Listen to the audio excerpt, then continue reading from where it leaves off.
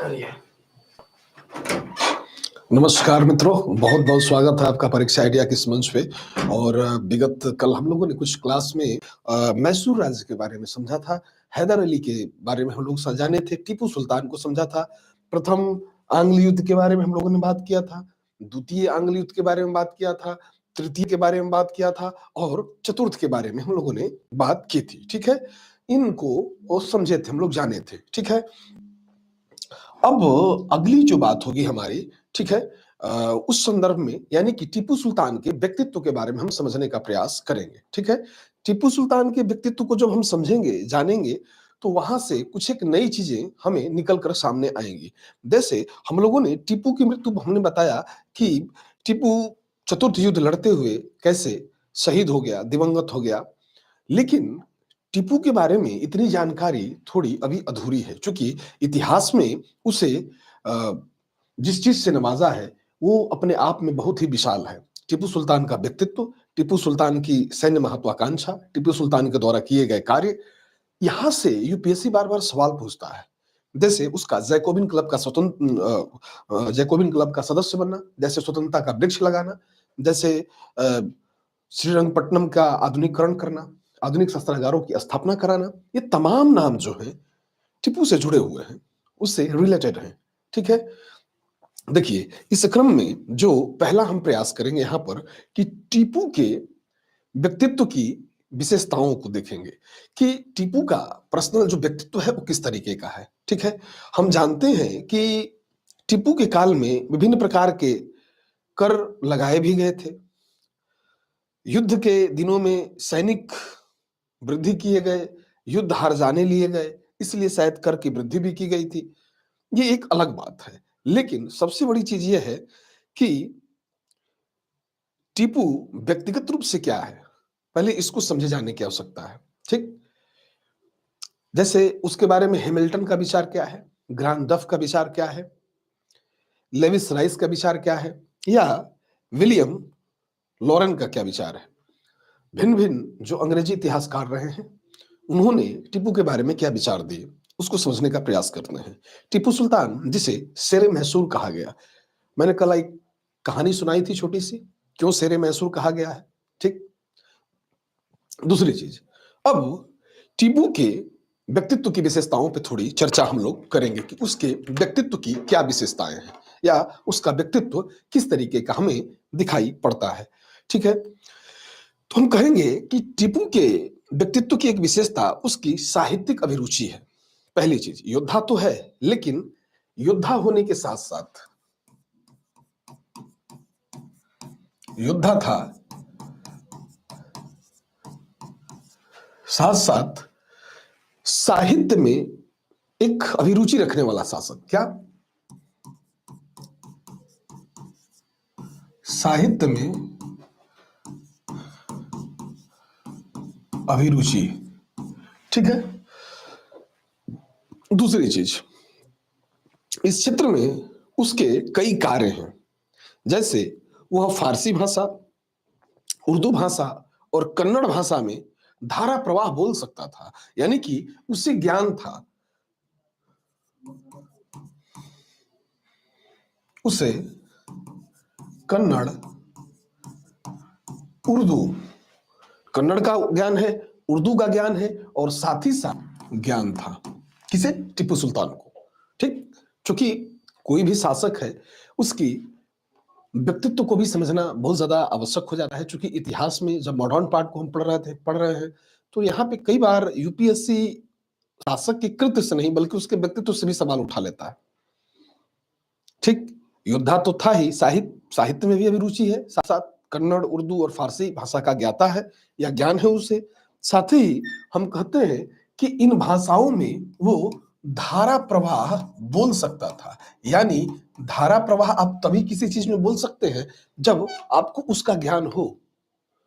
ठीक, ऐसे तो आप बोल नहीं पाएंगे, भटकना पड़ेगा, रुकना पड़ेगा, हो सकता है 10 मिनट टाइम लग जाए समझने में। ठीक है, जैसे अधिकांश वर्तमान परिवेश में अंग्रेजी को लेकर होता है हम लोगों के साथ, कि अंग्रेजी भाषा हम पढ़ रहे होते हैं, लेकिन पढ़ने के लिए तो पढ़ लेते हैं, लेकिन जब बोलना होता है तो थोड़ी समस्या आ जाती है। टीपू सुल्तान ने एक विशाल पुस्तकालय भी बनवाया था।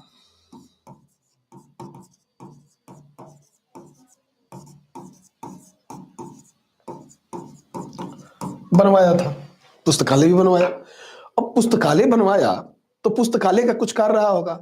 बाद में उसके पुस्तकालय की तमाम पुस्तकें जब यह मर गया या दिवंगत हो गया तो उसके बाद इसकी सारी पुस्तकें कलकत्ता के इंपीरियल लाइब्रेरी में रख दी गई।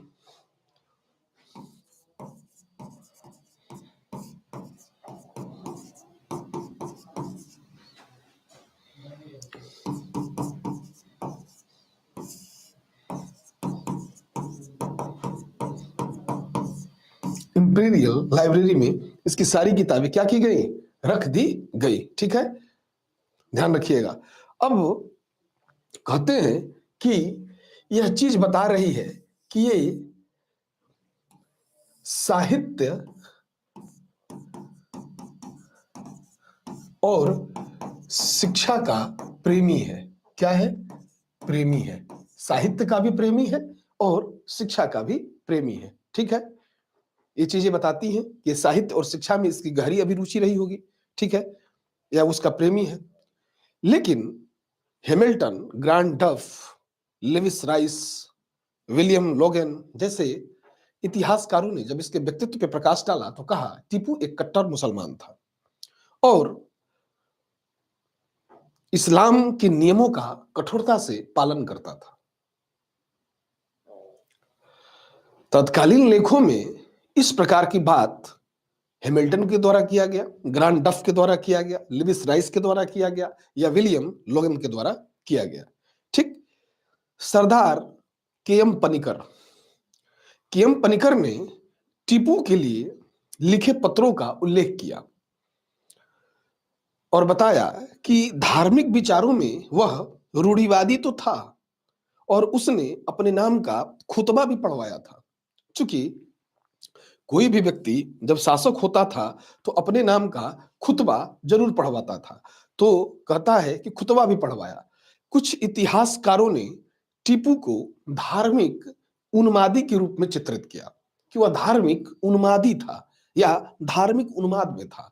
ठीक, दूसरी चीज, यद्यपि अगर उसके समस्त व्यक्तित्व पे प्रकाश डाला जाए तो हमें यह पता लगता है कि वह धार्मिक उन्मादी नहीं था, बल्कि धार्मिक दृष्टिकोण से वह काफी सहिष्णु और उदार भी था। जैसे एक उदाहरण मैंने दिया था आप लोगों को कि मराठों ने जब श्रृंगेरी मंदिर को अपने युद्ध अभियान के समय नष्ट कर दिया था तो उसमें अपना पर्सनल धन देकर उस मंदिर का जीर्णोद्धार कराया था। किसने, टीपू सुल्तान ने।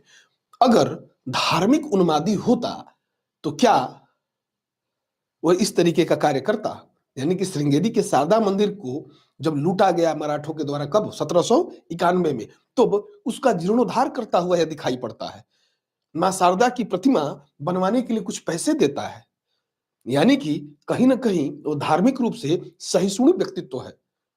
वह नियमित रूप से इस मंदिर में कुछ न कुछ दान पुण्य करता रहता है। दूसरा चीज, टीपू सुल्तान के महल के बहुत ही सन्निकट रंगनाथ मंदिर है।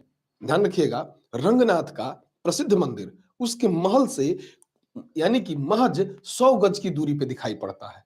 यह भी बात कहीं न कहीं उसे धार्मिक सहिष्णु बनाता है। अगर वो धार्मिक रूप से कट्टर मुसलमान होता तो क्या उस मंदिर को रहने देता? नहीं रहने देता। यानी कि कह सकते हैं कि यह टीपू सुल्तान धार्मिक रूप से सहिष्णु व्यक्ति था। क्या था? सहिष्णु व्यक्ति था। ठीक है,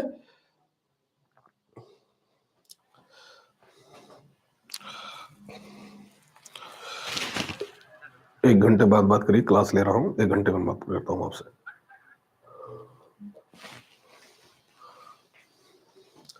धार्मिक रूप से सहिष्णु व्यक्तित्व था। फिर जब इससे आगे बढ़ता हूं तो हम पाते हैं वह उन हिंदुओं और ईसाइयों के प्रति काफी कठोर था जो प्रत्यक्ष या परोक्ष रूप से मैसूर राज्य के खिलाफ थे या उसके विरुद्ध षड्यंत्र में शामिल थे।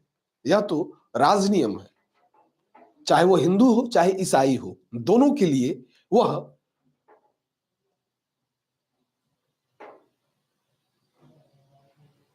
कट्टर वहां दिखाई पड़ता है जब मैसूर राज्य के विरुद्ध कोई भी हिंदू या ईसाई अंग्रेजों की सहायता करते हुए दिखाई पड़ता है। कुल मिलाकर टीपू सुल्तान अपने पिता हैदर अली की भांति एक कुशल सैनिक, सेनापति, परंतु दोनों में एक माइनर अंतर। हैदर अली के चरित्र का अगर मूल्यांकन किया जाए तो यह पता लगता है कि बड़ी ही न्यून स्तर, यानी कि एक सामान्य सैनिक से लेकर एक सुल्तान बनने का सफर उसने तय किया था। किसने? हैदर अली ने। जबकि टीपू इतना सतर्क इतिहास में नहीं दिखाई पड़ता। कूटनीतिक रूप से अगर हैदर अली की बात की जाए तो वो ज्यादा सक्षम दिखाई देता है तुलना में टीपू सुल्तान के, क्योंकि एक छोटे से पद से, यानी कि एक सामान्य सैनिक से सुल्तान बनने तक का जो सफर था वो उसकी कूटनीति का ही कहीं ना कहीं परिचायक है। एक सामान्य व्यक्ति वहां तक नहीं पहुंच सकता।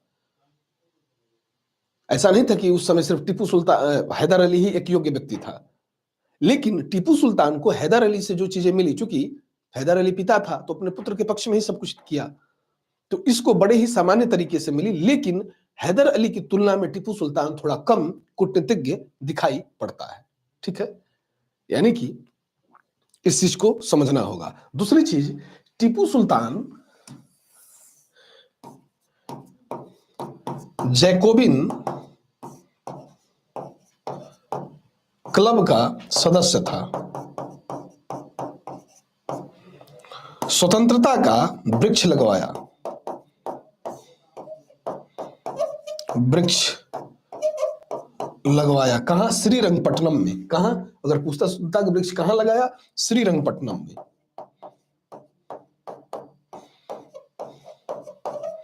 श्रीरंगपट्टनम में। साथ ही खुद को नागरिक टीपू कहकर संबोधित करना, खुद को नागरिक टीपू कहकर संबोधित करना, संबोधित करना, खुद को नागरिक टीपू, सिटीजन टीपू, यानी नागरिक टीपू यानी सिटीजन टीपू कहकर संबोधित करना।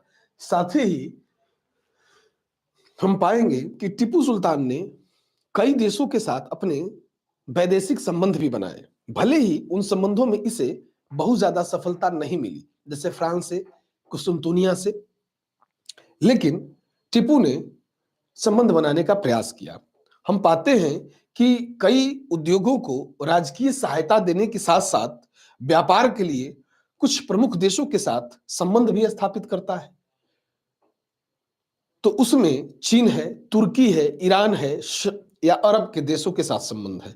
तो कई यहां लिख लेंगे, जरा इसको खत्म करते हैं, आगे बढ़ते हैं जरा सा। ठीक है, लिखेंगे कि कई उद्योगों को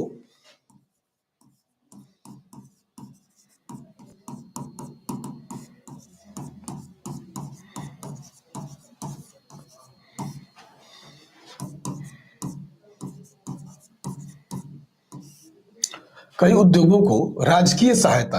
अब राजकीय सहायता क्यों दी जा रही भाई? राजकीय सहायता देने का क्या मतलब है? अब राजकीय सहायता दिया जा रहा है, उसके पीछे कारण यह है कि व्यापार में वृद्धि, यानी कि व्यापार के लिए कुछ प्रमुख देशों के साथ संबंध बनाया जा रहा है। और वो देश कौन कौन से हैं? तो कहेंगे चीन के साथ, तुर्की के साथ, अरब देशों के साथ, अरब देशों के साथ। साथ ही साथ एक अन्य देश है जिसे कहते हैं ईरान। कौन सा? ईरान। यानी कि इन देशों के साथ व्यापारिक संबंध हेतु, व्यापारिक संबंध हेतु राजकीय सहायता देता हुआ नजर आता है। ठीक है, चलिए अब इसके आगे हम बढ़ना शुरू करते हैं हाँ, इसकी एक प्रसिद्ध उक्ति है, ध्यान रखिएगा, कि एक शेर की तरह एक दिन जीना बेहतर है, लेकिन भेड़ की तरह लंबी जिंदगी जीना ठीक नहीं है। इसी विश्वास का पालन करते हुए हम पाते हैं कि वह श्रीरंगपट्टनम में के द्वार पर लड़ता हुआ मारा गया। ठीक है, इस चीज का ध्यान रखिएगा। अब आगे हम जो चैप्टर लेके चल रहे हैं वो है केरल।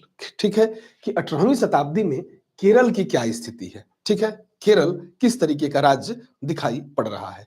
देखिए, 18वीं सदी के शुरू में केरल बहुत बड़े सामंती जो राज्य थे उनमें बटा हुआ दिखाई पड़ता है। इनमें जो प्रमुख 4 राज्य हैं उन्हीं के इतिहास को हमें समझना है। जो पहला राज्य था, कहने का तात्पर्य है, समझते चलिएगा, हम यह मान के चल रहे हैं कि हम जो जानकारी दे रहे हैं आपको 0 लेवल से दे रहे हैं। ठीक है, 18वीं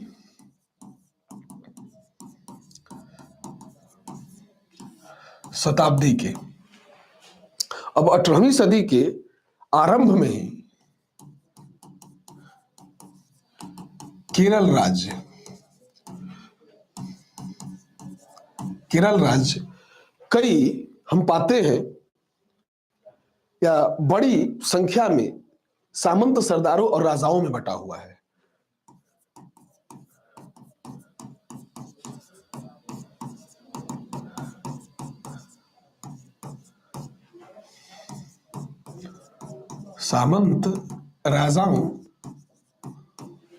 सामंत राजाओं तथा सरदारों के मध्य बटा हुआ था।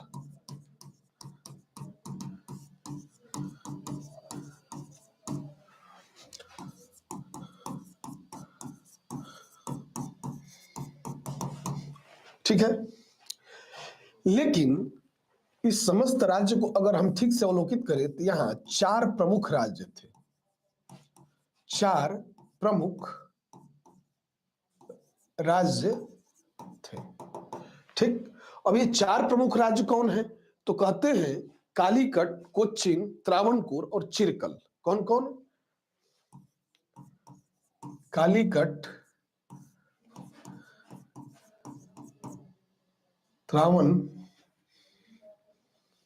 त्रावणकोर, चिरकल। कालीकट, त्रावणकोर, चिरकल और एक अन्य राज्य है कोच्चिन। ये 4 प्रमुख राज्य थे जिनमें ये दिखाई पड़ता है बटा हुआ। यानी कालीकट को ले लेंगे, त्रावणकोर को ले लेंगे, चिरकल को ले लेंगे और कोच्चिन को ले लेंगे। कहते हैं इन चारों में भी अगर देखें तो इन चारों में भी जो सबसे प्रमुख राज्य था या जिसके इतिहास को हमें समझना है वह राज्य कौन सा है? तो कहेंगे यह राज्य है त्रावणकोर। ठीक, इसी के इतिहास को हम समझेंगे। होता क्या है कि त्रावणकोर राज्य को 1729 ईस्वी के बाद यानी 18वीं सदी के शुरुआत में ही एक अग्रणीय नेता है जिसका नाम है राजा मारतंड वर्मा। क्या नाम है? राजा मारतंड वर्मा। लगभग कब? 1729। कब? 1729, 18वीं सदी के आरंभ में। यानी त्रावणकोर को एक राजा मिलता है मारतंड वर्मा, और मारतंड वर्मा ने त्रावणकोर को एक नई दिशा देने का प्रयास किया। यानी कि नई दिशा देने का प्रयास क्या किया? यानी इसकी प्रमुखता में त्रावणकोर राज्य केरल के जो अन्य राज्य थे उनके मुकाबले सबसे आगे बढ़ता हुआ दिखाई पड़ता है। अब समझना ये होगा कि ये मारतंड वर्मा है क्या? तो कहते हैं विलक्षण दूरदर्शिता इसके अंदर है, दृढ़ संकल्प है, साहस है और निर्भीकता है। यानी यह विशेषता मारतंड वर्मा की है। क्या?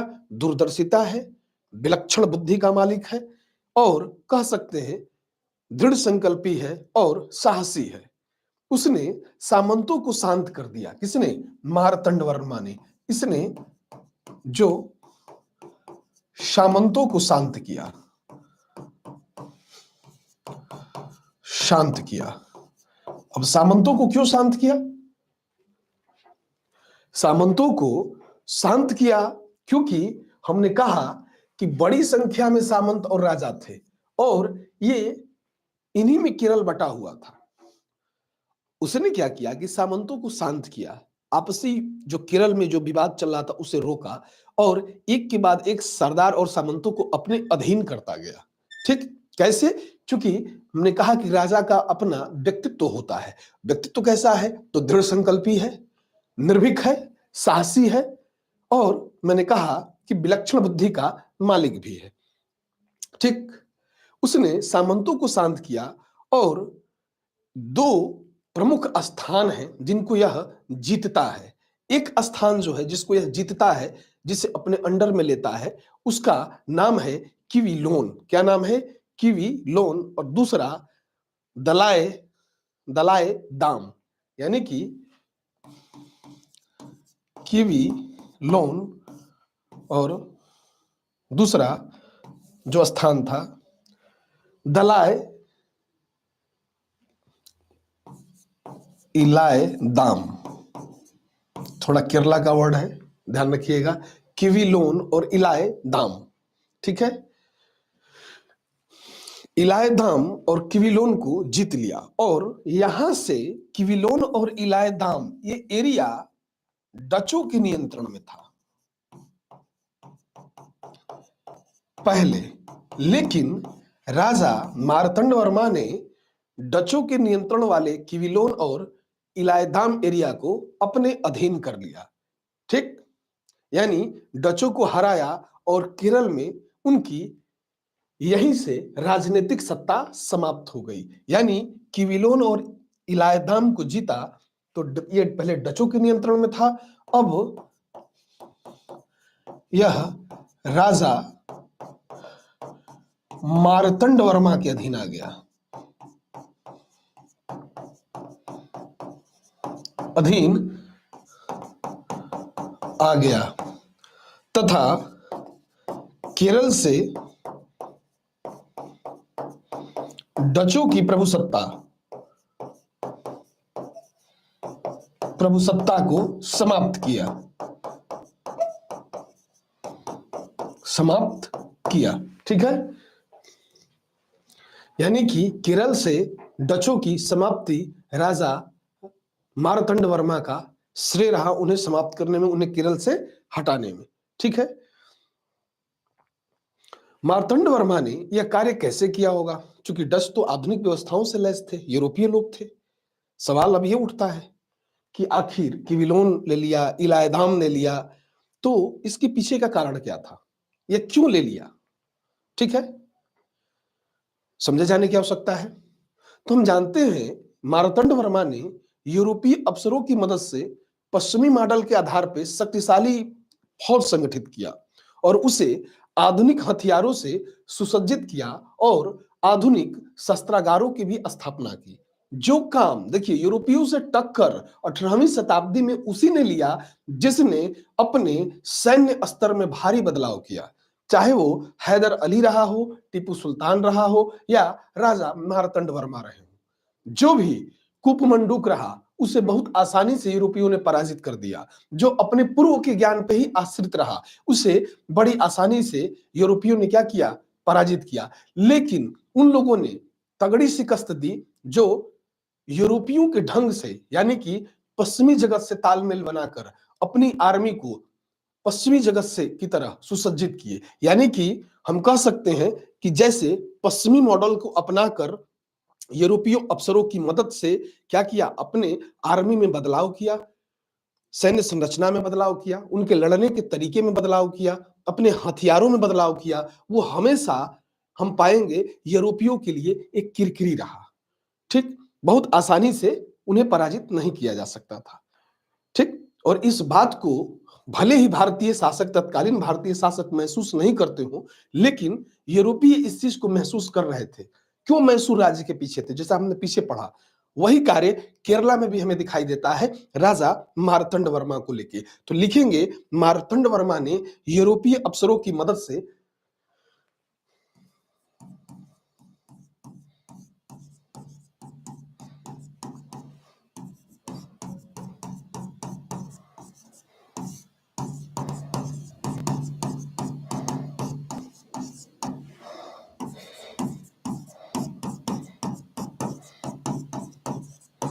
पश्चिमी मॉडल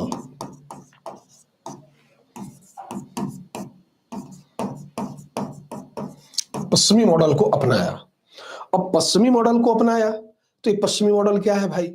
तो हमने कहा कि एक शक्तिशाली फौज का संगठन और आधुनिक शस्त्रागार की स्थापना, ये दो चीजें यहां शामिल होंगी। आधुनिक शस्त्रागार, आधुनिक शस्त्रागार की स्थापना। सबसे पहले भाई शस्त्र तो आपका प्राचीन नहीं होना चाहिए।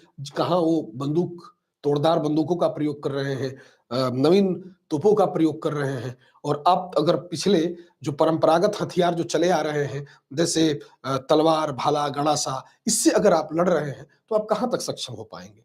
इस बात को समझना होगा। ठीक, तो आधुनिक शस्त्रागार की स्थापना करता है। साथ ही हम पाते हैं कि शक्तिशाली फौज की संरचना,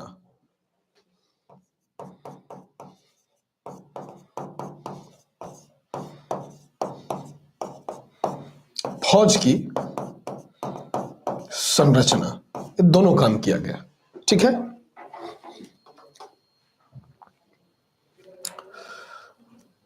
चलिए, मार्तंड वर्मा ने जो अपनी नई फौज बनाई, नई फौज का इस्तेमाल अपना राज्य के उत्तर की ओर बढ़ाने के लिए कर डाला।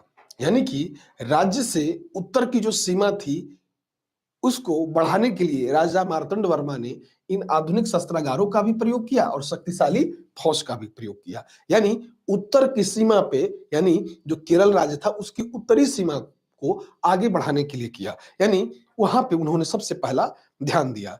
त्रावणकोर की सीमाएं जल्द ही कन्याकुमारी से लेकर कोच्चिन तक फैल गई। ठीक है, इस क्रम में यानी लिख लेंगे कि त्रावणकोर की सीमा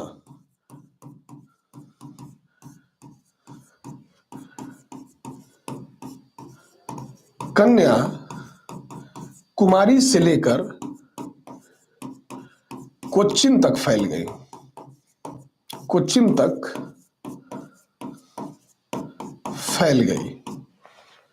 अब फैलने के पीछे का कारण क्या है? आधुनिक शस्त्रागार और शक्तिशाली सेना, यूरोपीय अफसरों की मदद से जो कर रहा है। कौन? राजा मार्तंड वर्मा। क्योंकि अब साम्राज्य के विस्तार में 18वीं सदी के जो राजा थे उन जानते थे कि साम्राज्य के विस्तार में अब एक आंतरिक परेशानी की जो क्षेत्रीय शासक हैं वो तो है ही है, लेकिन उनके साथ साथ जो यूरोपीय प्रतिद्वंदी, जो यूरोपीय कंपनियां हैं जैसे अंग्रेज, डच, फ्रेंच, डेनिस, पुर्तगीज, ये भी कहीं ना कहीं रोड़ा थे। तो इनसे लड़ने के लिए उन्होंने क्या किया? आधुनिक शस्त्रागार और शक्तिशाली फौज की संरचना। ठीक, और इस क्रम में हम पाए कि उसने अपना त्रावणकोर राज्य को, हम देखते हैं कि कन्याकुमारी से लेके कोच्चिन तक फैला डालता है। ठीक है, अब इससे आगे, जैसे अब राजा है तो सिर्फ और सिर्फ आर्मी को लेकर कार्य तो नहीं करेगा।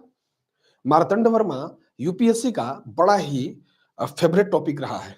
जब भी प्रश्न आए हैं दुख का कारण हुआ है। तो राजा मार्तंड वर्मा द्वारा कुछ अन्य जो प्रमुख कार्य किए गए, वो कार्य कौन कौन से हैं, हमें उनको भी समझ लेना होगा। ठीक है, उनको भी जान लेना होगा कि राजा मार्तंड वर्मा ने कौन से प्रमुख कार्यों को और किया। ठीक है, जरा सा उसको भी समझने का प्रयास करते हैं। ठीक, इसे हटा देते हैं, आगे बढ़ते हैं।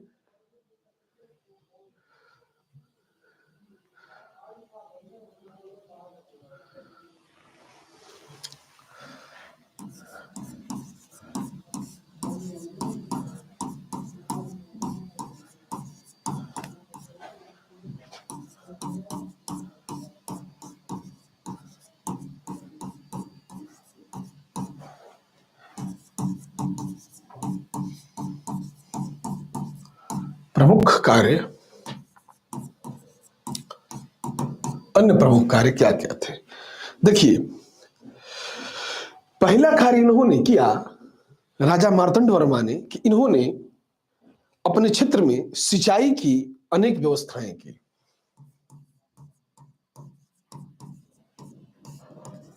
सिंचाई की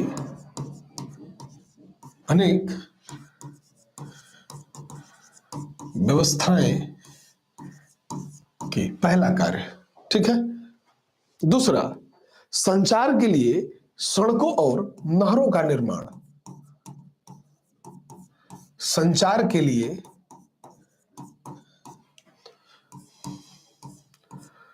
सड़क व नहरों का निर्माण। ठीक। फिर विदेशी व्यापार को सक्रियता से प्रोत्साहन दिया।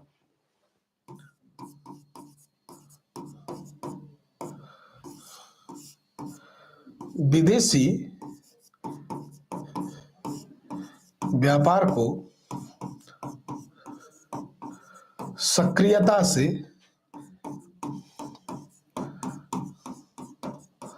प्रोत्साहन दिया। ठीक है। यानी राजा मार्तंड वर्मा के ये 3 प्रमुख कार्य दिखाई देते हैं। इस कालखंड में हम जाते हैं 18वीं शताब्दी में, तो हम पाते हैं कि केरल 3 बड़े राज्यों में यानी कोचिन, त्रावणकोर और कालीकट में 1763 ईस्वी में सभी छोटे राजवाड़ों को विलीन कर अपने अधीनस्थ कर लेता है। ठीक है। यानी कह सकते हैं कि केरल के 3 बड़े राज्यों कोचिन, त्रावणकोर और कालीकट में 1763 तक आते आते सभी छोटे जो राजवाड़े थे उनको विलीन कर अपने अधीन कर लिया। हैदर अली ने केरल पर 1766 में आक्रमण किया था, या कह सकते हैं कि हैदर अली का भी कहीं ना कहीं आक्रमण शुरू हुआ कब? 1766 के आसपास। ठीक। इस समय हम पाएंगे कि अंत में कालीकट का जो जमोरिन का जो इलाका है, जहां पे सबसे पहले आप पढ़ते होंगे जमोरिन को, तो जमोरिन को आपने ध्यान दिया होगा कालीकट का राजा है जिसकी पैतृक उपाधि जमोरिन है, और उसी के तट पे पहला पुर्तगीज यात्री कौन? वास्को डिगामा आता है, और जमोरिन ने उसका पुर्तगीज यात्री का स्वागत भी किया था। तो ध्यान होगा, ये पूर्व की क्लास में हमने बताई है, या बाद वाले में जो आ रहा है यूरोपीय कंपनियां, उनमें भी आप देख सकते हैं। ठीक है। तो यहां पर हम पाएंगे कि हैदर अली ने केरल पर आक्रमण 1766 में शुरू किया। इसी बीच में एक जमीन घटना थी, और अंत में कि जमोरिन के इलाके सहित कोच्चिन और उत्तरी केरल को हड़प लिया। किसने? हैदर अली ने। तो ये भी ध्यान देने वाली बात है कि हैदर अली का आक्रमण हुआ कब? हुआ 1766 में।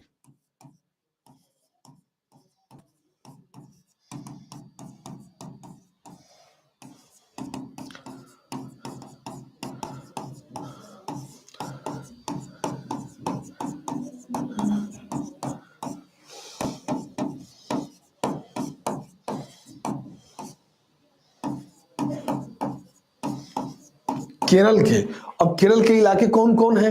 तो अभी मैंने आपसे कहा कि 1766 में आक्रमण शुरू किया, कालीकट के जमोरिन का इलाका और उत्तरी केरल, उत्तरी केरल, साथ ही जमोरिन का इलाका।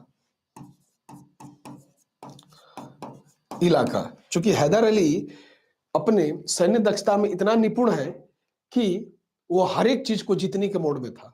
ठीक। और हमने हैदर अली पढ़ाया था आपको, तो मैंने बताया था कि उसने केरला राज्य को क्या किया था? अधिग्रहित कर लिया था। ठीक है। यानी कि मैसूर के अंतर्गत ही केरल आता था, उतना बड़ा क्षेत्र था। तो यहां पर कालीकट का जमोरिन का इलाका सहित साथ ही कोच्चिन, अब उत्तरी केरल गया तो उत्तरी केरल के साथ साथ कोच्चिन का क्षेत्र भी, कोच्चिन का क्षेत्र भी ले लिया गया।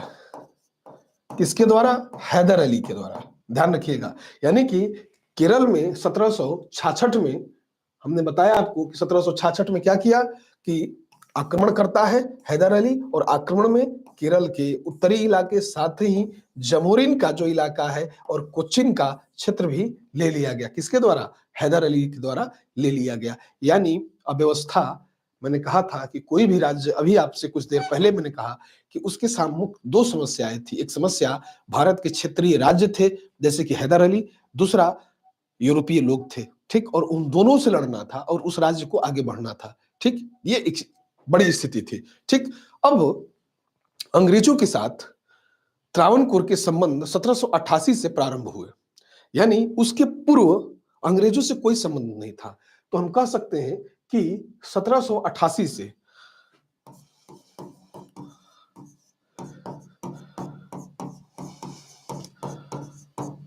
त्रावणकोर के संबंध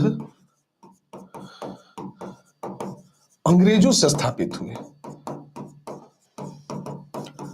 अंग्रेजों से स्थापित हुए या हुई। मरता क्या न करता, स्थिति ये थी। अब जब अपने ही आसपास पड़ोस के जब क्षेत्रीय राज्यों ने केरल और त्रावणकोर की जो शांति को भंग करने का प्रयास किया, तो त्रावणकोर के शासक ने अंग्रेजों के साथ संबंध स्थापित करना ही मुनासिब समझा, क्योंकि राजा अपने राज्य के प्रति अधिक उत्तरदायी होता है, ठीक, उसे किसी भी हर हाल में त्रावणकोर जैसे राज्य को अक्षुण्ण बनाए रखना था, ठीक। इस क्रम में हम पाते हैं कि 12 अगस्त को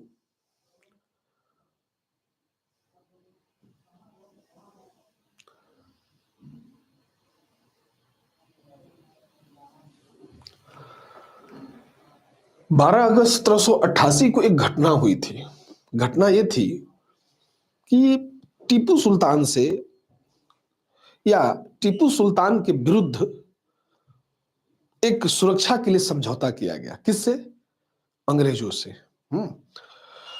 दूसरी चीज, टीपू सुल्तान के पतन यानी कि 1799 तक त्रावणकोर और अंग्रेजों के बीच समान हित बने रहे, ठीक, यानी कि चूंकि केरल के अधिकांश हिस्सों को हैदर अली ने जीता था और हैदर अली का जो प्रतिनिधि था वो कौन था? उसका पुत्र टीपू सुल्तान था। तो हम जानते हैं कि 1788 में ही 12 अगस्त 1788 को अंग्रेजों से एक समझौता हुआ। किसका? त्रावणकोर राज्य का। त्रावणकोर राज्य का समझौता क्या था? यह टीपू सुल्तान के विरुद्ध समझौता था, टीपू सुल्तान के विरुद्ध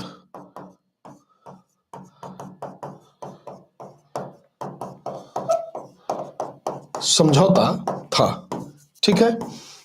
अब टीपू सुल्तान के विरुद्ध समझौता था और ये समझौता किसके साथ था? त्रावणकोर राज्य और अंग्रेजों के मध्य था। हुआ ये कि टीपू सुल्तान के पतन तक यानी 1799 तक त्रावणकोर राज्य और अंग्रेजों के संबंध जो थे समान हित पर बने रहे, यानी इनके संबंध जब तक टीपू का पतन नहीं हो गया तब तक समान हित के रहे। तुम्हारा भी हित सधे और हमारा भी हित सधे। त्रावणकोर के राज्य के लिए अंग्रेज ऐसा सोच रहे थे और अंग्रेज के लिए त्रावणकोर सोच रहा था। लेकिन मई 1800 में त्रावणकोर में रेजिडेंट का पद बनाया गया और पहला ब्रिटिश रेजिडेंट एक कर्नल कॉलिन मैकाले हैं, उनको नियुक्त किया गया, कर्नल कॉलिन मैकाले को। अब देखिए, इन्होंने जैसे ही टीपू का पतन हुआ अंग्रेजों ने अपनी चाल चल दी तुरंत। क्या? कि अब त्रावणकोर राज्य को ब्रिटिश रेजिडेंट रखना होगा। कहां? त्रावणकोर में, ठीक है, यानी रेजिडेंट बना दिया गया। क्या? यानी कह सकते हैं कि 1800 में त्रावणकोर में ब्रिटिश रेजिडेंट रखा गया। शत्रु का पतन नहीं हुआ 1799 में टीपू सुल्तान का, अंग्रेजों ने अपनी पहली चाल चल दी और पहला ब्रिटिश रेजिडेंट के रूप में कर्नल कॉलिन मैकाले को बनाया गया, ठीक है। तथा प्रथम ब्रिटिश रेजिडेंट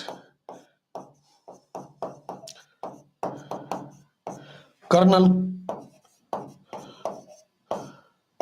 कॉलिन मैकाले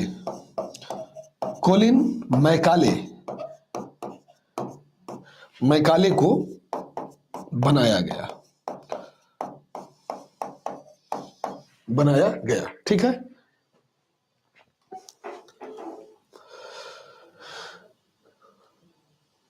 (1805) में त्रावणकोर भी वेलेस्ली की सहायक संधि का शिकार हो गया। ठीक, कब? 1805 में। क्या होता है यह, क्योंकि बोर्ड पे अब जगह नहीं है तो हमें आगे बढ़ना होगा, ये फुल हो चुका है। ठीक है, तो इसे हटाते हैं, आप लोग इसे नोट डाउन करते हुए चलिएगा। ठीक है, और नहीं तो इसका आप स्क्रीनशॉट रख सकते हैं। ठीक, क्योंकि ये सारी चीजें बड़े ही काम की हैं। ठीक है, और मैं बड़ा स्पीड धीमा कर चुका हूं अपनी आप लोग के लिए कि थोड़ा आराम आराम से समझिए, क्योंकि आधुनिक भारत से एक एक बिंदु आपके लिए इंपॉर्टेंट है। कहीं से कोई सवाल उठे तो आपके पहुंच में रहे। ठीक है, मेरा ये प्रयास है। ठीक, और परीक्षा आइडिया की तरफ से भी ये निर्देश है कि नहीं, बच्चों को एक एक चीज समझ में आए। ठीक है, जिनको यहाँ भी समस्या होगी तो फिर हमारे ऑफलाइन क्लास में मिले हो। ठीक, या हमें फोन पे सीधा संपर्क करें। ठीक, कि क्या दिक्कत आ रही है, सीधा मुझसे जुड़ सकते हैं आप। ठीक है, आइए अब अगला चीज हम देखते हैं कि क्या हुआ। तो हम कहते हैं 1805 में त्रावणकोर भी सहायक संधि के अंतर्गत आ गया और ब्रिटिश राज के अंतर्गत इसे शामिल कर लिया गया, यानी कि अंग्रेजों के प्रभाव में आ गया। ठीक, 1805 ईस्वी में सहायक संधि के अंतर्गत अंग्रेजों के प्रभाव में आया तो अंग्रेजियत वहां शुरू हो गई। ठीक, यानी कि अब अंग्रेजी नियम कानून शुरू हो गए। यहां कहीं लिख लेते हैं कि 1805 में अंग्रेजी प्रभाव में आ गया। सहायक संधि तथा अंग्रेजी प्रभाव में आ गया। ठीक है, ध्यान रखिएगा 1805 में। ठीक है, या मैं बार बार बोल रहा हूं कि यहीं से इस राज्य का अंत होता 1805 में, जब यह सहायक संधि कर लेता है अंग्रेजों से। ठीक, अब सवाल ये उठता है कि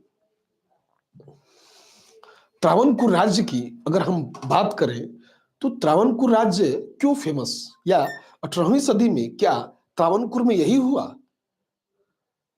नहीं, 18वीं सदी में मलयाली साहित्य में एक असाधारण पुनर्जीवन देखने को मिला। यह अंशतः केरल के राजाओं और सरदारों के कारण हुआ, क्योंकि किसी भी साहित्य या समाज को आगे ले जाने का कार्य राजा या सरदारों के मार्फत ही पूर्व के कालों में देखा गया। यानी कि राजा और सरदार दोनों ही 18वीं शताब्दी में हमें साहित्य के महान संरक्षक के रूप में दिखाई पड़ते हैं। यानी लिख सकते हैं कि 18वीं शताब्दी में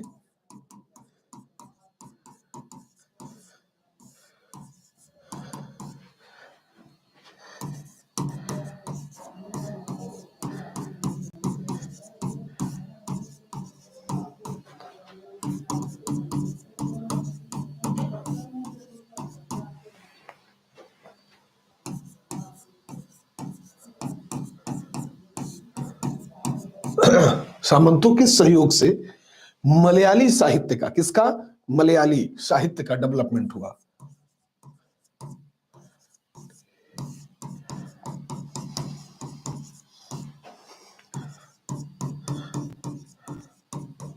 इसे ही हम मलयालम भी कहते हैं। ठीक है, आम भाषा में मलयाली और वैसे मलयालम साहित्य कहते हैं। ठीक है, कि मलयालम साहित्य का डेवलपमेंट देखा गया। ठीक है, और उस समय के तत्कालीन राजा और सामंत इसके महान संरक्षक के रूप में हमें दिखाई पड़ते हैं। ठीक है, अब 18वीं सदी के उत्तरार्ध में त्रावणकोर की राजधानी त्रिवेंद्रम, कौन?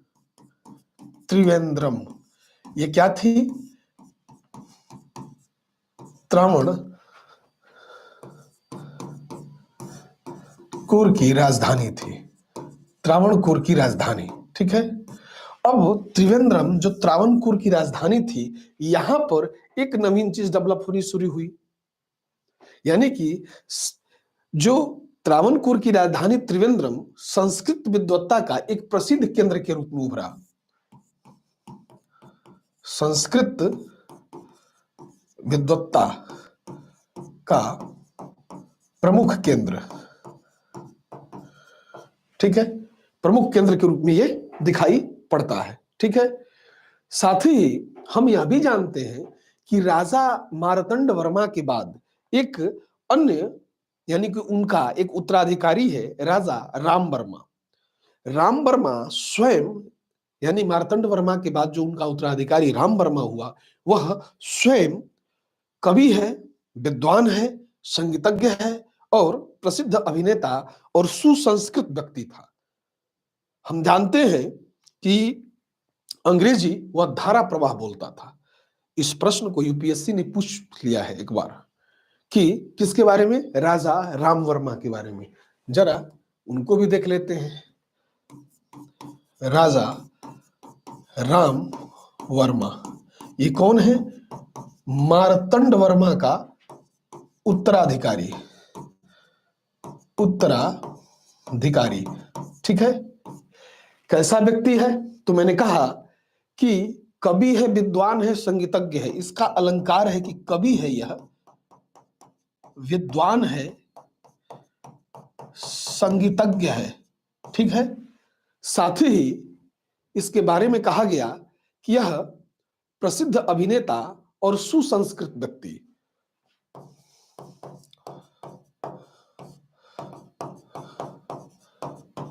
अभिनेता तथा सुसंस्कृत व्यक्ति था, ठीक है। सुसंस्कृत व्यक्ति दिखाई पड़ता है। वह अंग्रेजी धारा प्रवाह बोल सकता है, अंग्रेजी भाषा धारा प्रवाह बोल सकता था, ठीक है। साथ ही हम यह भी जानते हैं कि उसने यूरोप के मामलों में गहरी दिलचस्पी ली। किसने? राजा राम वर्मा ने।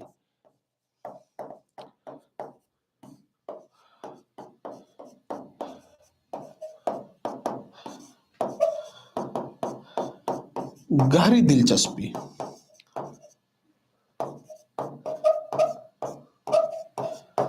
ठीक है। और यही नहीं, अब ये यूरोप के मामलों में गहरी दिलचस्पी ले रहा है, तो ऐसा तो नहीं कि सब कुछ स्वप्न में देख रहा है या दिवा स्वप्न में उसे प्रकट हो रहा है, बिल्कुल नहीं। होता क्या है कि वह लंदन, उस समय लंदन से जो अखबार निकलता था, जो अखबार कलकत्ता और मद्रास से निकलता था, उन पत्र पत्रिकाओं और अखबारों को राजा राम वर्मा नियमित रूप से पढ़ा करता था। तो लिख लेंगे कि लंदन,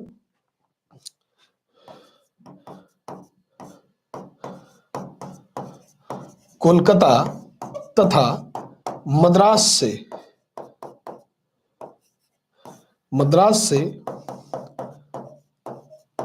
निकलने वाले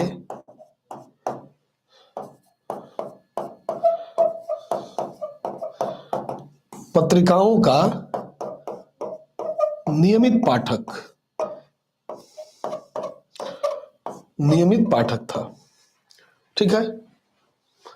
अब इतने सारे समाचार पत्रों को उस टाइम में एक राजा पढ़ रहा था, तो जाहिर सी बात है कि वो यूरोप के मामलों में गहरी दिलचस्पी लेगा, क्योंकि समाचार पत्रों में जो इंटरनेशनल न्यूज होता है वो तो बहुत सारी चीजों का होता है, उस समय भी था। तो लंदन, कोलकाता और मद्रास से निकलने वाले पत्रिकाओं और अखबारों का नियमित पाठक था। कौन? राजा राम वर्मा। राजा राम वर्मा कौन? मार्तंड वर्मा का उत्तराधिकारी। साथ ही हमने कहा कवि है, विद्वान है, संगीतज्ञ है, प्रसिद्ध अभिनेता है और सुसंस्कृत व्यक्ति है। वह अंग्रेजी धारा प्रवाह या अंग्रेजी भाषा को धारा प्रवाह बोल सकता है, ठीक। यूरोपीय मामलों में गहरी दिलचस्पी है, ठीक। अब इसके बाद यहां केरल की समाप्ति होती है और इसके बाद हम राजपूत राज्य पे चलते हैं कि राजपूतों की क्या स्थिति है या राजपूत किस तरीके के दिखाई पड़ रहे थे, ठीक है। उनको जरा समझने का प्रयास करते हैं, ठीक है। चलिए,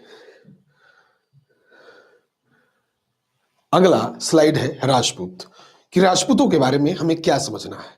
देखिए, राजपूत सरदार अकबर के समय से ही मुगल जो साम्राज्य को दृढ़ समर्थन देते आ रहे थे। ऐसा नहीं था कि राजपूतों ने पहली बार मुगलों के लिए कुछ कार्य किया था, मगर उनमें से बहुतों ने औरंगजेब के समय मुगलों के खिलाफ हो गए, क्योंकि औरंगजेब के कुछ व्यक्तिगत पहलू थे, धार्मिक नीतियां थी, उसके राजनीतिक आयाम थे, जिसने राजपूतों में बिखराव उत्पन्न किया। ठीक,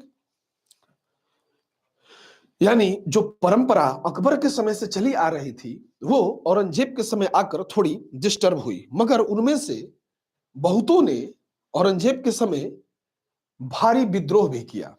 क्योंकि औरंगजेब की धार्मिक नीति इस प्रकार की थी, उसकी राजनीतिक नीति इस प्रकार की थी कि औरंगजेब को राजपूतों के विद्रोह का सामना करना पड़ा। ठीक,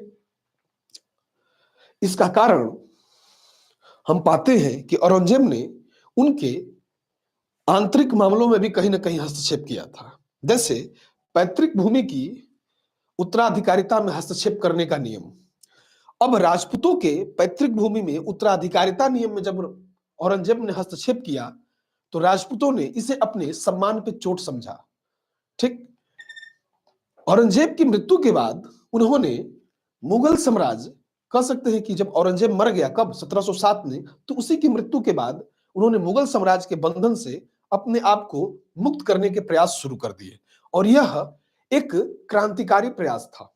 ठीक है, जो अब तक मुगलिया हुकूमत के लिए वफादार बने रहे, मुगलों के लिए जो लगातार लड़ते रहे, उन्होंने अब मुगलों का साथ छोड़ने का निश्चय कर लिया। उन्होंने अपना प्रभाव अपने क्षेत्र में बढ़ाने शुरू कर दिए, यानी उन्होंने अपना प्रभाव क्षेत्र बढ़ाने का प्रयास किया अपने क्षेत्र में, साथ ही अपने क्षेत्र का भी विस्तार देना शुरू कर दिया। क्योंकि 1707 यानी कि अंतिम मुगल सम्राट, जिसे ग्रेट मुगल कहा जाता है, यानी कि हमने पहले ही बताया ग्रेट मुगल में अंतिम औरंगजेब, और पहला बहादुर शाह प्रथम से लेकर बहादुर शाह जफर तक, यानी लेटर मुगल। जब लेटर मुगल का काल शुरू हुआ तो इन्होंने शासक की दुर्बलता को बहुत आसानी से महसूस कर लिया। ये चूंकि दरबार में मनसबदार और ऊंचे ओहदे पर रहे हुए लोग थे, तो इन्होंने दरबारी जो दलबंदियां थी उसको भी महसूस कर लिया था। यानी कुल मिलाकर यह कहा जा सकता है कि मुगलों का जो भरभराता हुआ महल था, जो टूटने वाला था, जो साम्राज्य का, उसे राजपूत बखूबी समझ रहे थे, जानते थे इस बात को। इसी कारण उन्होंने समय रहते अपने प्रभाव क्षेत्र को बढ़ाना शुरू कर दिया। राजपूताने में इस समय यानी 18वीं शताब्दी के शुरुआत में हम दो राज्य को पाते हैं जो काफी मजबूत स्थिति में उभर रहा था। पहला जो राज्य था, जो मारवाड़ के नाम से जाना गया, कौन सा, लिख लेंगे, मारवाड़। जो पहला राज्य था वो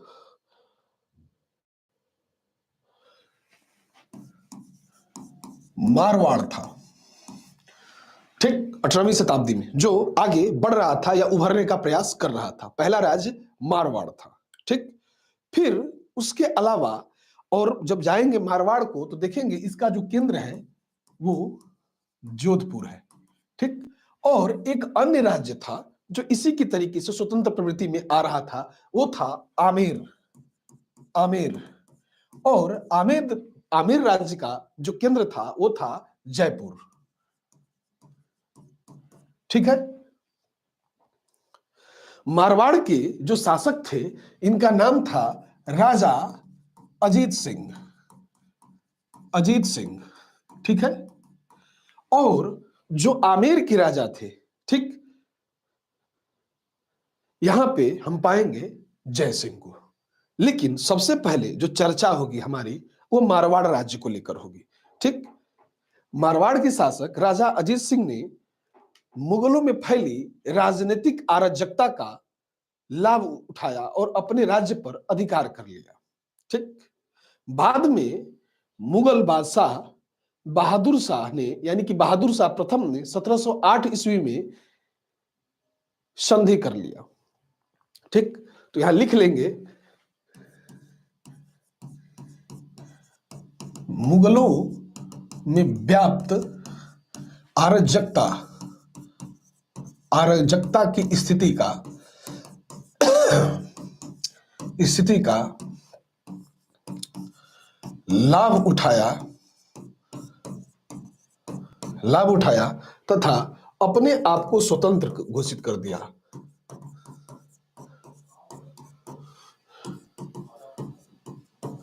स्वतंत्र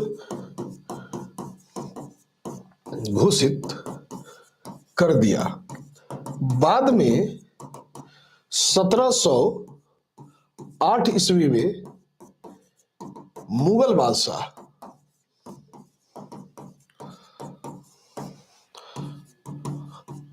बहादुर शाह प्रथम से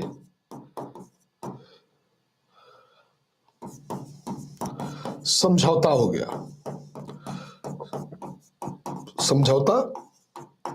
गया। ठीक है।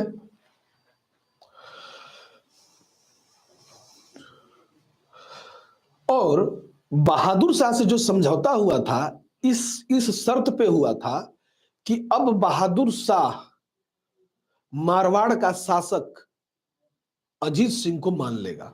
ठीक, ये शर्त थी और वो शर्त फुलफिल की गई थी। ध्यान रखिएगा, उसको भी नोट कर लीजिएगा कि मारवाड़ का शासक बहादुर शाह प्रथम ने अजीत सिंह को मान लिया। ठीक, अजीत सिंह ने जयपुर के राजा और दुर्गादास राठौर से मिलकर एक संगठन बनाया। ठीक, यहां लिखेंगे कि अजीत सिंह ने, कौन, ये जो मारवाड़ के शासक हैं, कौन, अजीत सिंह ने दुर्गादास राठौर तथा जयपुर के शासक के साथ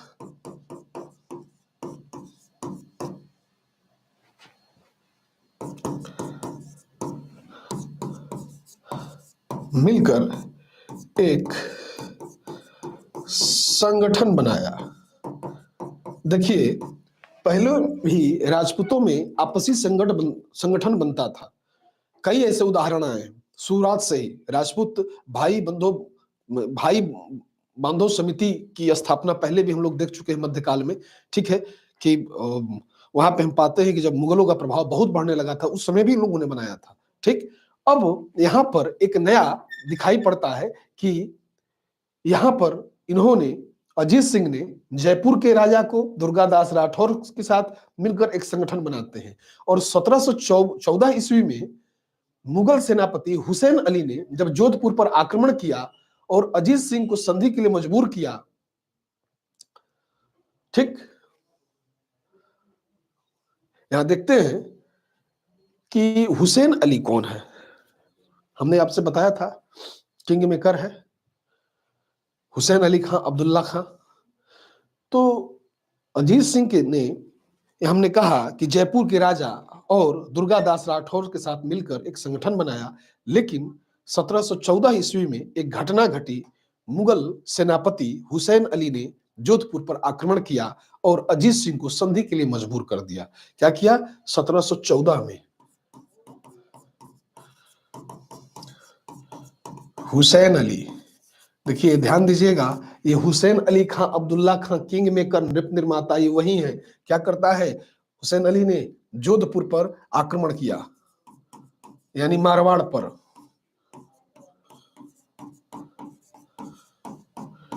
आक्रमण किया तथा अब जोधपुर पर नहीं केवल आक्रमण करता है बल्कि जीत भी लिया। अजीत सिंह को संधि के लिए मजबूर किया।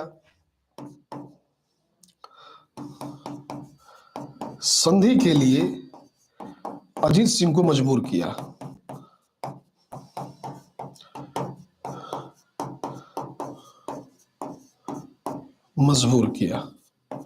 ठीक है,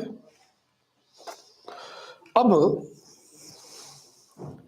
यहां कुछ और नई चीजें आ गई। जब संधि के लिए मजबूर किया तो अजीत सिंह ने अपनी पुत्री का विवाह तत्कालीन मुगल बादशाह से करने के लिए मान लिया। यानी कह सकते हैं कि उस समय का तत्कालीन मुगल बादशाह जो था उसका नाम था फारुखसियर, जिसे इतिहास में हम पहले ही जान चुके हैं घृणित कायर के नाम से। तो क्या करता है ये कि अजीत सिंह को संधि के लिए मजबूर किया तथा अजीत सिंह की पुत्री अजीत सिंह की पुत्री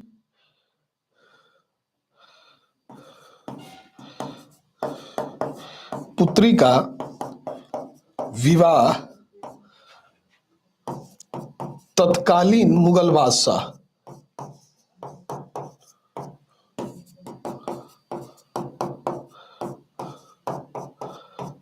फारुखसियर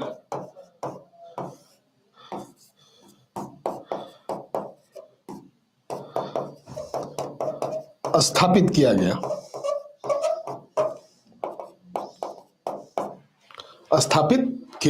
ठीक है।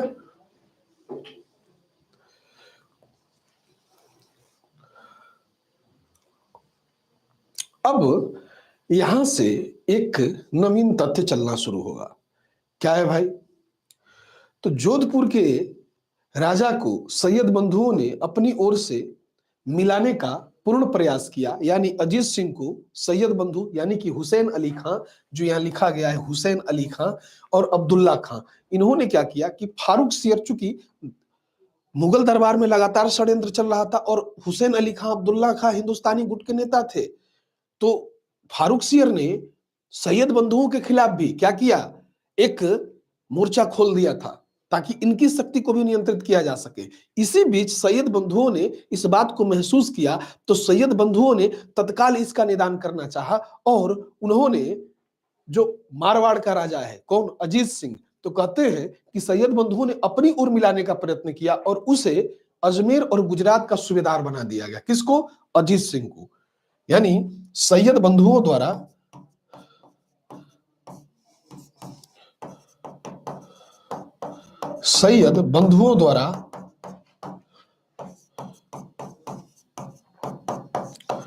अजीत सिंह को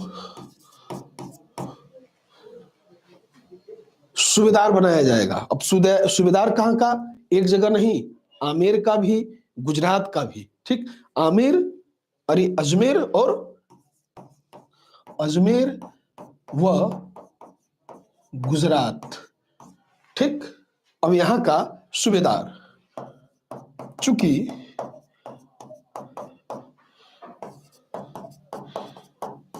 मित्रता एक पक्षीय नहीं हो सकता है, मित्रता के कई पक्ष होते हैं। ठीक, अब जब सैयद बंधुओं ने फारुखसियर की तरफ से लड़ा था तो यह मजबूर कर दिया था कि अजीत सिंह को अपनी पुत्री का विवाह फारुखसियर से करना पड़ गया था।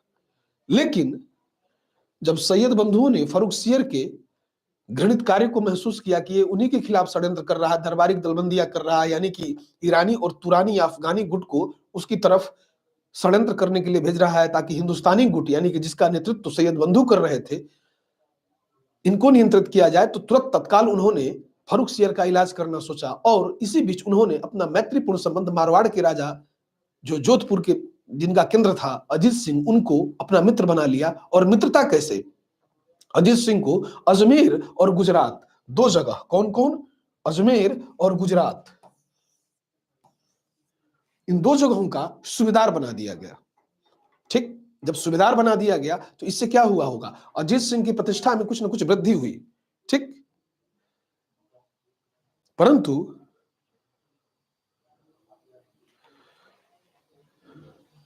ये सब कुछ, ये सारा एक षड्यंत्र के तहत किया गया था अजीत सिंह के साथ भी। ये सारी बातें कहीं ना कहीं अजीत सिंह पर आकर लागू हो गई। अजीत सिंह शीघ्र ही आंतरिक जो षड्यंत्र था, कहां का? अजमेर और गुजरात का,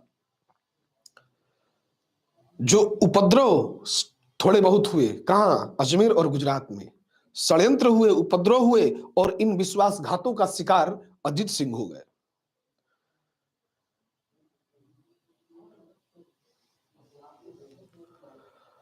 अब इतना शिकार हो गए कि उन्हीं का पुत्र, अजीत सिंह का ही पुत्र अजीत सिंह की हत्या कर देता है। नाम था बखत सिंह। क्या नाम था? बखत सिंह। बखत सिंह के द्वारा अजीत सिंह की हत्या। बखत सिंह के द्वारा अजीत सिंह की हत्या कर दी गई। यहां पर मारवाड़ जोधपुर का इतिहास समाप्त होता है। ठीक है, यहां षड्यंत्र के पीछे षड्यंत्र चल रहा है।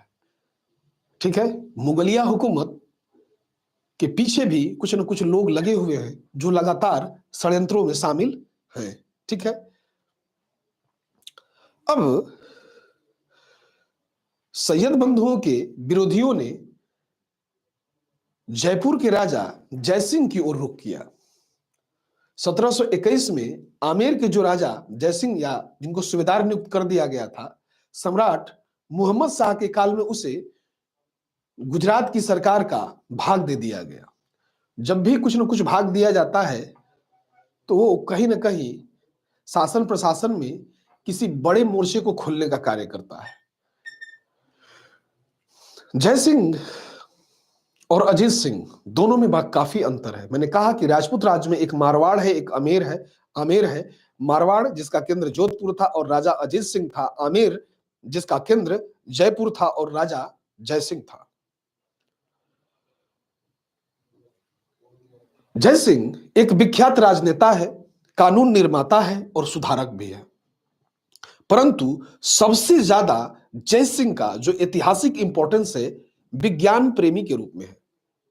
ध्यान यह भी रखना है कि जिस युग में वह था उसमें अधिकांश भारतीयों को वैज्ञानिक प्रगति के बारे में ज्यादा पता ही नहीं था। अधिकांश भारतीय विज्ञान से विहीन थे। उसने जाटों के लिए इलाकों में, जैसे कि जाटों का इलाका था जयपुर शहर की स्थापना की थी। कहते हैं कि शुरुआत में जो जयपुर इलाका था वो जाटों के नियंत्रण में था। जाटों के नियंत्रण से लेकर वहां पर जयपुर की स्थापना की और उसे विज्ञान और कला का महान केंद्र बना दिया था। किसने? जयसिंह ने। ठीक, जयपुर का निर्माण बिल्कुल वैज्ञानिक पद्धति पे किया गया है। एकदम कहते हैं ना कि वेल प्लान्ड सिटी के रूप में। जैसे दिल्ली को डिजाइन किया किसने? लुटियंस। जैसे चंडीगढ़ को देखते हैं, बेंगलुरु को देखते हैं, ये क्या है? डिजाइन सिटीज है। उन्हीं तरह हम पाते हैं कि जयपुर को भी जयसिंह के द्वारा डिजाइन कराया गया। उसे विज्ञान और कला का एक महान केंद्र के रूप में बना दिया गया। कब? 18वीं शताब्दी में।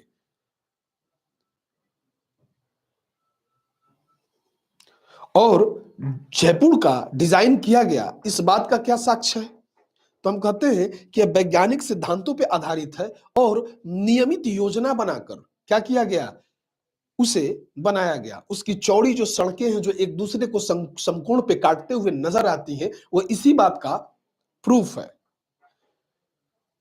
जयसिंह की सबसे बड़ी विशेषता जो इतिहास में दर्ज की गई वह थी कि वह एक महान खगोल शास्त्री के रूप में दिखाई पड़ता है। उसने आधुनिक उपकरणों से सुसज्जित पर्यवेक्षण शालाएं निर्मित कराया, और एक नहीं दो नहीं बल्कि हम पाते हैं दिल्ली, जयपुर, उज्जैन और मथुरा, यानी दिल्ली, जयपुर, उज्जैन और मथुरा में उसने पर्यवेक्षणशाला का निर्माण कराया था। उसने खगोल शास्त्र से संबंधित पर्यवेक्षण आश्चर्यजनक रूप से सही होते थे, यानी गहरी दिलचस्पी थी जयसिंह की। उसने सारणियों का एक सेट निर्मित करवाया उन पर्यवेक्षण को सही कराने के लिए। सारणियों का एक सेट बनवाया जिससे लोगों को खगोल शास्त्र संबंधी पर्यवेक्षण करने में आसानी हो सके।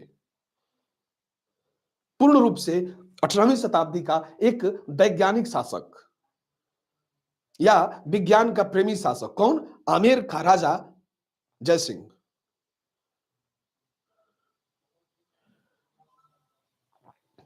खगोल शास्त्र की से संबंधित जो पर्यवेक्षण बनवाया गया जयसिंह के द्वारा, उसे एक पुस्तक में तब्दील किया गया। उस पुस्तक को हम कहते हैं जिज मोहम्मद शाही।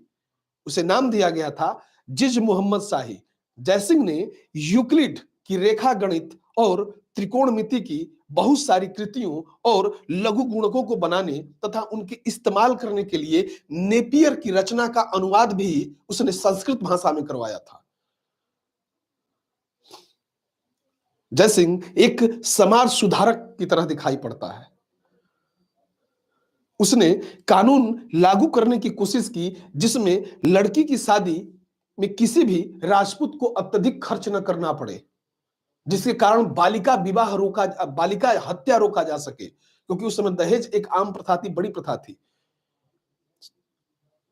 कहीं ना कहीं लड़की की शादी के लिए वो स्वयं अनुदान देता था।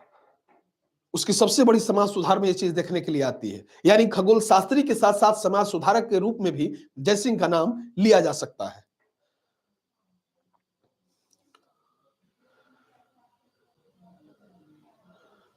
हम जानते हैं कि राजपूताना में पहले बालिका का जन्म होते ही उसे मार दिया जाता था, क्योंकि उसकी शादी विवाह में एक बड़ी धनराशि खर्च की जाती थी और गरीब व्यक्ति उस धनराशि का वहन नहीं कर सकता था। इस समस्या से निपटने के लिए जयसिंह ने, चूंकि उस तत्कालीन समाज की वो ज्वलंत समस्या थी, उस समस्या से निपटने के लिए जयसिंह ने इस तरीके का प्रावधान किया।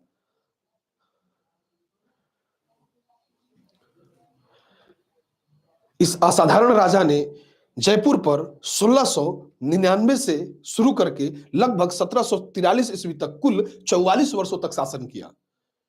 यद्यपि 18वीं शताब्दी में दिल्ली से सटा जो समस्त राजपूताना प्रदेश राजपूतों के अधीन था, परंतु मुगल सम्राट की भांति वे आंतरिक षड्यंत्रों, परस्पर कलहों और विश्वासघात का शिकार होते गए। साथ ही हम यह भी पाते हैं कि मराठों के हो रहे निरंतर आक्रमण से उनकी शक्ति भी कहीं ना कहीं क्षीण होती गई या क्षीण हो गई। ठीक है, तो दूसरा शासक या दूसरा महत्वपूर्ण शासक हमें जयसिंह को देखना होता है कि जयसिंह कौन है। ठीक है, तो एक मारवाड़ के जोधपुर जो था अजीत सिंह थे, उनको हम लोगों ने देख लिया। अभी आमेर के जो जयपुर के राजा हैं कौन, जयसिंह, उनको भी हम समझने का प्रयास करेंगे। ठीक है,